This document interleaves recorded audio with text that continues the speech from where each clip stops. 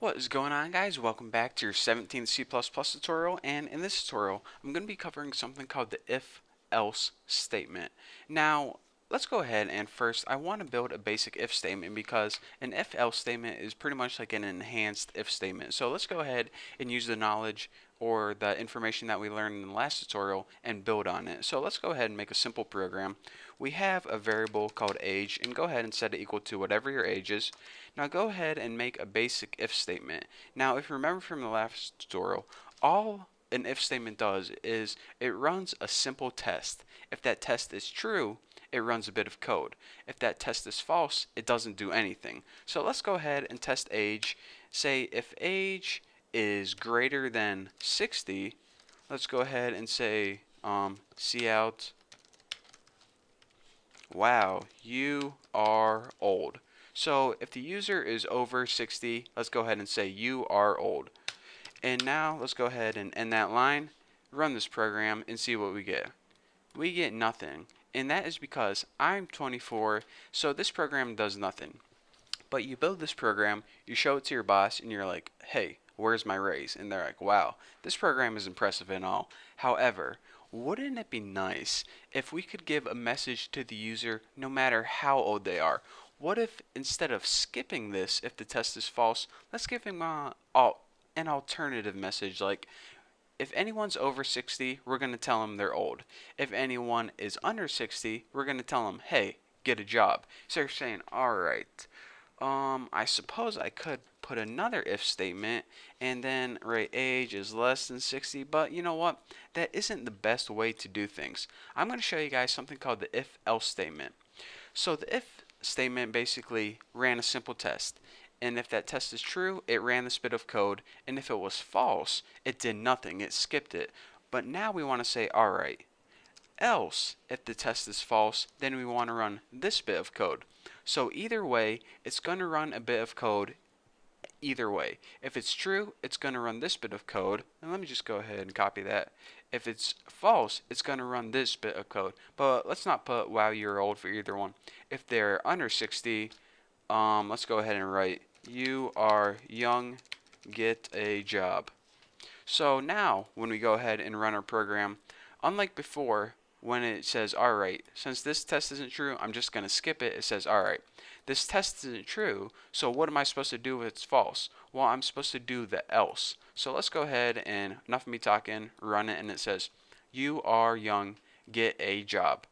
And of course, if the user is like 87, we run the program and they say, wow, you are old.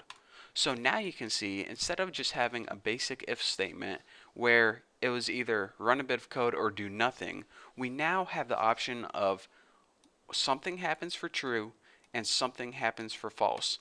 So now either way, your computer program is going to do something. So that is the basics of an if-else statement. So now that you guys know that, let me go even deeper. I said that you can go ahead and run a line of code inside an if statement. Well, you can also run multiple lines of code just by putting them under each other. So if we go ahead and we copy this, we can go ahead and paste it, paste it, paste it. It doesn't matter. You can go ahead and run it 4 times as long as it's in between those braces right there. So we're saying, alright, what if I wanted to do something like this? What if not only I wanted to check if they were over 60, but if they were over 60, I wanted to check if they were over 100. So let's go ahead and do that.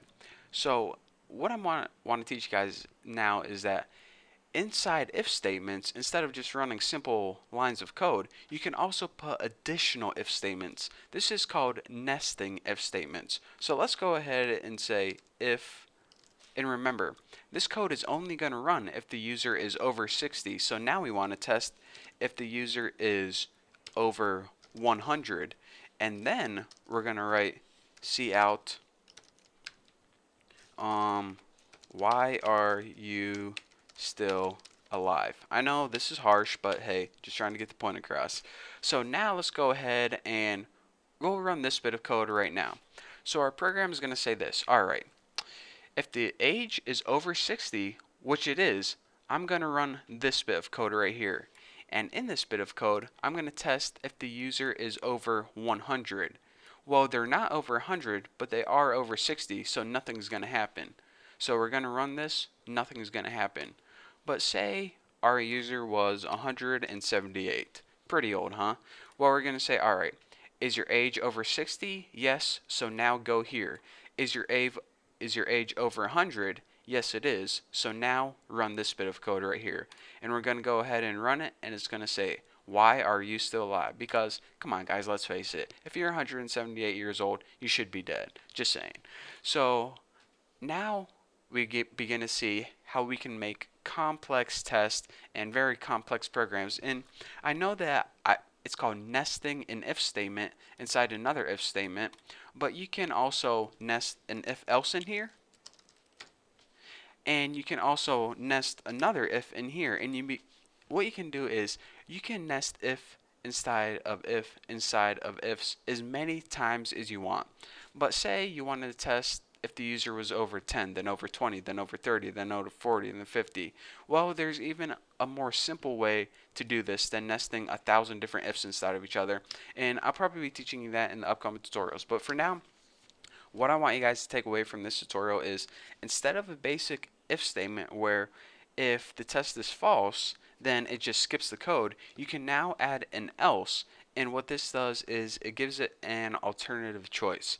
And also, aside from that, you can also nest if inside other ifs. So that way you can basically test two things, and if two things are true, run a bit of code.